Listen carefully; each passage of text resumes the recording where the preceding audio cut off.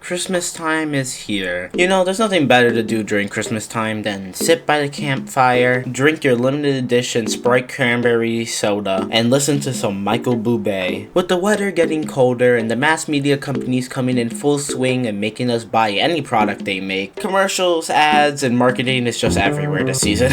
And while older now, I can't see the whole, corporation taking over this time of year thing that Christmas has. I can't lie. I still freaking love Christmas. But when it comes to advertisement, especially this year, companies are getting freaking lazy. First, we had this whole AI friend bullshit that just blew up in the face of the creator for making something that's just stupid. And now we have this shit.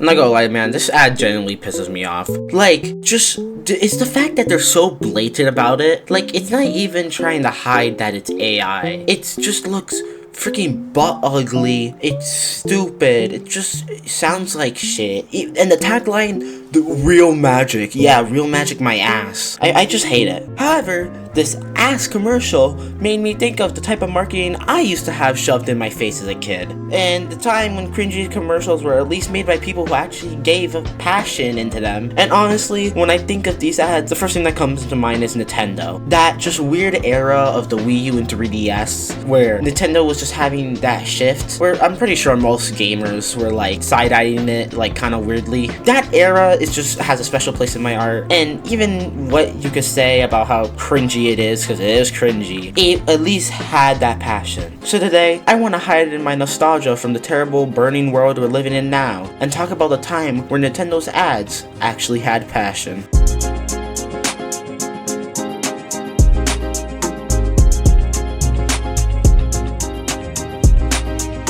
The Wii U was a console. Okay, let's not beat around the bush. The Wii U died the moment it lived. Shitty game lineup, poor marketing, people didn't know what it was and thought it was just a Wii accessory. We all know the story. But as a little fetus who didn't know anything about anything, I saw this black magical box of entertainment as a gift sent from heaven to get my ass kicked in Mario Kart 8 by my dad. When I didn't want to play any video games or it was a school night, so no to gaming, I, a pubescent Nintendo nerd, will go to the magical world that was the Nintendo of America YouTube channel. We can find amazing content like Kirby playing piano, or Mario and Luigi visiting Whistler's black comb. What the frick is this? But in all seriousness, these little ads that Nintendo did for their games are just charming and stick with me even now. And one of these little videos that actually inspired this entire video, Holiday Surprises from Mario. It's nothing really crazy, it's just a video promoting this interactive Mario kiosk at a mall, and it just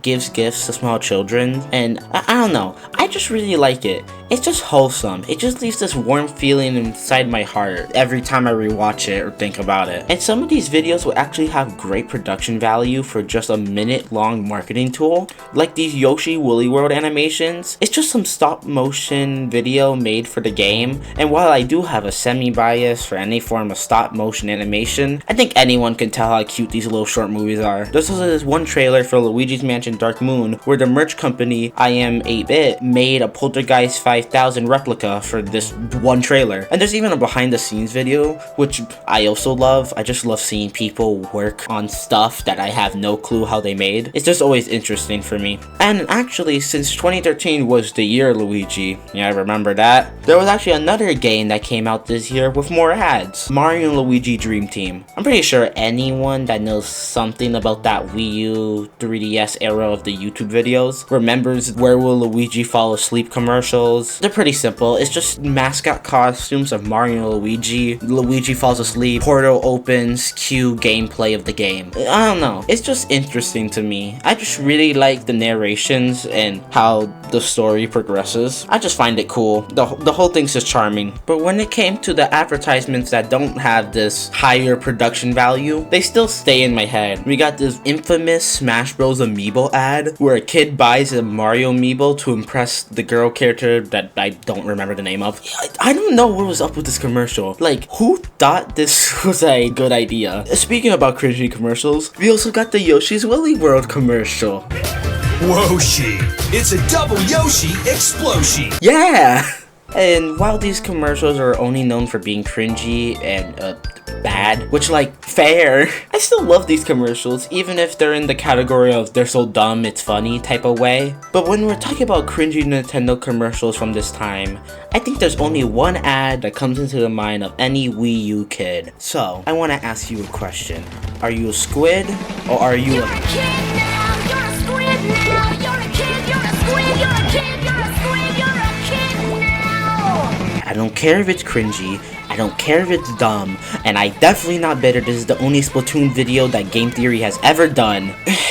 Man, this really is Splatoon's entire legacy on the internet, isn't it? Look, there's many old Wii U ads that are out there, and not all of them are as infamous. These were just a few that I wanted to talk about, because, you know, can't talk about Wii U era of Nintendo without talking about the ads. But to end this bit on the more marketing side of Nintendo, I want to talk about the last type of advertisements they did. The demo pop-ups. Well, most of them were, you know, made to demonstrate games that were coming out. Usually Nintendo in this era would make like these little pop-up events that look pretty cool. We can see this Mario 3D Land one with a whole obstacle course that honestly I'm kind of jealous I couldn't go to. There's also this Donkey Kong Country for the 3DS event that had DK jumping through the wall like he's John Cena.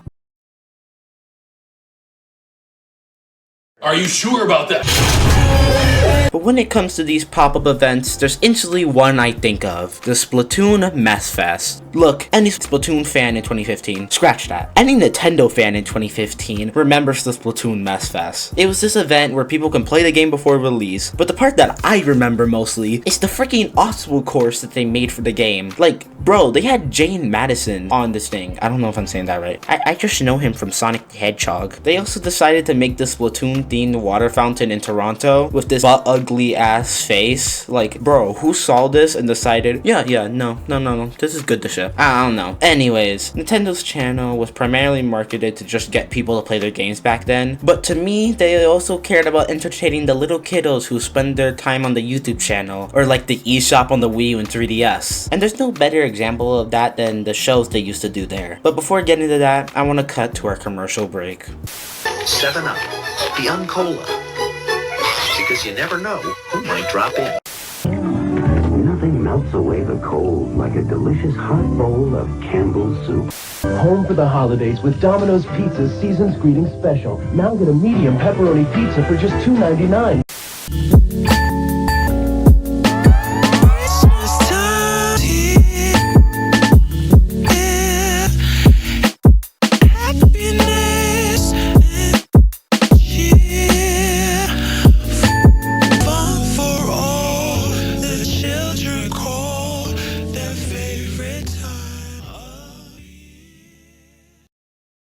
Welcome back to the show. Now with the more stereotypical ads done, I want to talk about the other type of marketing that was done for this era. The shows. And to start, we got the Cat Mario Show. The Cat Mario Show was a video series that was available via the Nintendo 3DS and Wii U eShop, or the Nintendo YouTube channel. Produced and published by Nintendo, it aimed to educate and entertain younger players. The show is hosted by hand puppets of Cat Mario and Cat Peach, who presented each episode with facts, strategic tips, quizzes, and other content related to the latest games for like Wii U and 3DS. Outside of that wiki summary of the show, to me, this show felt like when you were like a little kid watching your older sibling play video games, or in my case, my older cousins. You know, they're telling you tips and tricks about the game, showing you how better they are than you with their speed. Not me though, I'm a gamer, I've always been goated, baby. Sorry, that was kind of cringe. The game showcase that's still sticking to my mind were games like Animal Crossing Happy Home Designer, or freaking Box Boy, the masterpiece of gaming entertainment. Most of these segments range from talking about tricks in Mario Kart, which actually did help me play the game better. They also gave quizzes on Nintendo games, but then there were also segments that appeared for like 1 or 2 videos, like Speedrun Fun, where the developer of 3D World would speedrun a level, or there were Pokemon segments where Cat Mario would teach about the wonderful world of Pokemon. But out of all the segments, my personal favorite was the Super Feline Fashion Review, which only appeared for 2 episodes. The first one going over the hats in Mi Plaza, and the second one rating over happy home designer houses. And the show wasn't even just a cheap way to market these games to kids. Like, there was some passion to it. The Japanese creators would like make these hand puppets and like, you know, try to puppet them like they were actually speaking, you know, try to make it make sense. And if you watch the UK dub of the show, the one I personally watched as a kid, the voice actors actually sounded like they were trying to have fun and, you know, actually put passion to it. Not the American one though, those ones are terrible, I hate those. One thing I also liked about the presentation of the show was sometimes the set would change based on what they were covering. Like for winter episodes, there will be like snow and pine trees in the background. Or one for like Paper Mario where the set became cardboard. That was pretty cool, I enjoyed it. Personally, the show was just enjoyable. It was simple, dumb fun for a little toddler like me. But when we're talking about Nintendo shows that Nintendo did, there's only one show that I feel like most Nintendo fans remember to this day, and that was Nintendo Minute. Nintendo Minute was a series following the host Kit and Krista, where they'll showcase new and upcoming games, go over Nintendo events, or just like do fun challenges. It was nice. And while the main focus of the show were the Nintendo games, you know, it's a Nintendo show for a reason, the reason most people did come back was for Kit and Krista as hosts. These two worked on Nintendo of America way before the show even started, with Krista even appearing in some other Nintendo's videos before and after Nintendo Minute. I just really like how passionate this show is. Like, I know it's still a way for Nintendo to advertise their games. As a kid, it didn't feel like that. The episodes that personally stick to me to this day are like the challenge videos, like guessing the Nintendo music or making their Game of the Year list. Also, every December, they will do these shopping spree challenges. The first one I remember seeing was like the one on the Nintendo HQ in like 2017, but the one that personally sticks with me fondly is the NYC version in the Nintendo store there. But as you can see on the screen, I do not have it on screen, and sadly there's a reason. In early 2023, Nintendo decided to private all Nintendo Minute videos from their channels, and while it's been speculated why Nintendo did this, it just makes me sad, man, because I love Nintendo Minute, and now there's just some episodes and moments I can just never look back on. What made the show wasn't the games, it was Kid and Krista, and it just makes me sad that I can't even see some of their memories. But if they're somehow watching this, thank you for making my childhood. The reason I wanted to talk about these shows from Nintendo, because while the commercials helped make the image that Nintendo had when I was a kid, it was the shows that kept that connection to the company that I still have today. However, when it came to a figure that bridged a connection from Nintendo to the fans, I think who most people think of is the man, the myth himself, Reggie. We all knew it was Reggie. When it came to marketing and connecting to the audience, Reggie was the king of that. He was charming, knew how to handle a joke, and he was a gamer. And while that sounds dumb to someone who probably doesn't understand why that's important, it's honestly the part that separated Nintendo from most other gaming companies at the time. Look, back then, connecting to fans wasn't the top priority, but due to Reggie, that connection was built, and it created stuff like Nintendo Directs, or the announcements of them going to like digital events, which they don't even have anymore. Reggie just knew how to make people laugh. However, Reggie wasn't the only reason this connection to the audience was made. Iwata was also another main factor of how fans and the company were able to basically just communicate with each other. This duo created some of the most memorable moments in Nintendo history, in my opinion at least. You have some iconic ones like the Wii presentation, where Iwata proceeded to pull the Wii out of his pocket. We also got the 2014 E3 event, where they got freaking Robot Chicken to animate segments with Reggie burning a Mother 3 fan alive. We also got the Smash Bros. Mii trailer, where Reggie and Iwata fought in live action. Still one of the funniest trailers in my opinion. We also got the freaking Visa Mech digital event announcement, which is still to this day the most un-Nintendo video ever put on their channel. And we got the 2015 digital event, where puppet versions of Iwata, Reggie, and Miyamoto turned into furries. These two spearheaded how a video game company should interact with their consumers, treating the fans not like just money bags to take from, but like people who have grown up with this business and just wanted to keep supporting the work they do. However, this time, while magical, especially to a little kid to myself, couldn't last forever. We all know now that in hindsight, when the passing of Iwata happened, Nintendo and its brand changed. Not only did the start of the more corporate, consumer-friendly atmosphere that the Switch brought stayed, but the company changed with it. Even the way Nintendo handled events just became more vile. As the years before, the Nintendo World Championship was brought back not even as a way to compete with other esport events, but as a way to just celebrate the past of Nintendo. It wasn't until the pandemic where this dying style of marketing was just buried forever, as E3, the one place where Nintendo could actually show off booths and cool stuff that they did, was dead in the water, RIP. And nowadays, the company is just controlled by people who don't give a shit about making connections with fans. They only just care about how much money they can get from them. Me, the worst part about this whole thing is when Reggie first retired, we got introduced to Doug Bowser in a Nintendo Direct. And I'll admit, looking back at this, it was kind of funny. Like, the whole Bowser mix-up thing was funny. The problem is, we never saw this man again in a Nintendo Direct. At this point, Miyamoto is more of a face of Nintendo than this guy is. It makes me sad that this idea of Nintendo charm just doesn't exist beyond the games. And while I went over the more marketing and social media side of Nintendo during that era, from the menus to the music to the small little mascots that were made for every channel on the DS, there's just so much more that made Nintendo not just the old heads of the consoles, but like this grandparent that when you visit them gave you this warm feeling inside your heart. And looking back on this era of Nintendo does make me miss the simpler times where a colorful looking Squid game was the most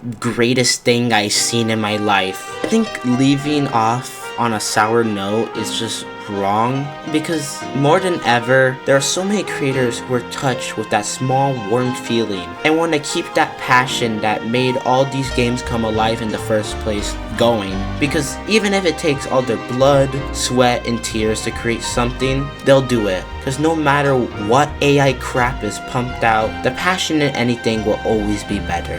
Have a Merry Christmas and a jolly good night. God bless.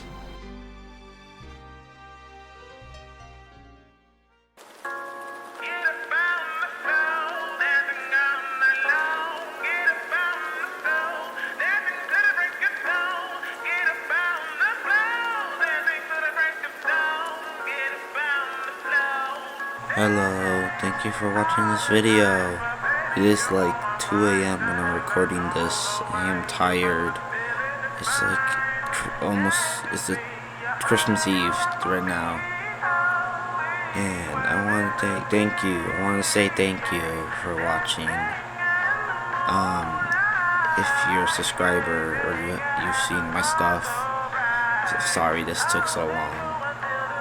I had like multiple ideas for a video, and both of them got pushed back, and I came up with this like a month ago, and it took me forever to write, even though it's pretty simple. I'm just kind of new to this, and I'm trying stuff out. Anyways, Merry Christmas. I hope you guys are enjoying your Christmas. If you like this video, hype it. I think it would be cool to have more people watch my stuff. Anyways, bye.